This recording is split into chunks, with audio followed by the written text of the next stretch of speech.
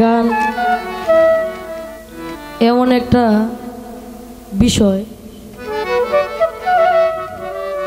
10 তলার মানুষটা গাছতলায় বইয়া গান শুনে, সে কিন্তু হিসাব করে না আমার কি আছে, আমার কি আছে, আমি কোন জায়গার মানুষ। এখানে অনেক মানুষ কিন্তু আছেন, এমনও মানুষ আছে কালকে সকালে আমি যে আপনার সাথে কথা বলবো এরকম সময় আপনার নাই।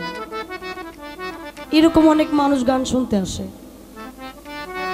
গানটা হচ্ছে আত্মার একটা টান। আপনি সারাটা রজনী জেগে রইলেন,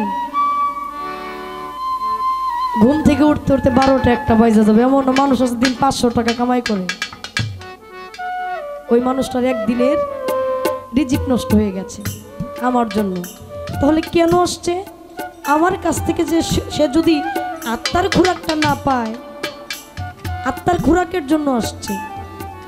এখানে যদি আত্মার খোরাকও না পায়, টাকাটাও আয় না করতে পারে, ভিতর থেকে একটা অনুরাগের সৃষ্টি হয়ে যায়। কই গেছিলাম কি শুনতে? সারাটা দিন কামাই করলে বউ পোলাপান সন্তানের মুখে হাসি ফুটতো, কিন্তু সেটা হইল না।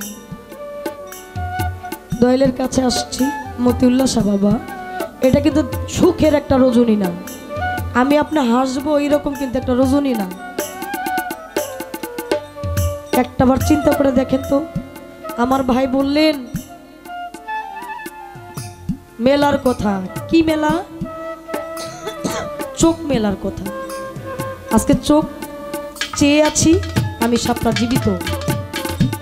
যেদিন এই চোখটা বন্ধ হয়ে যাবে, আপনার বন্ধ করতে হবে না।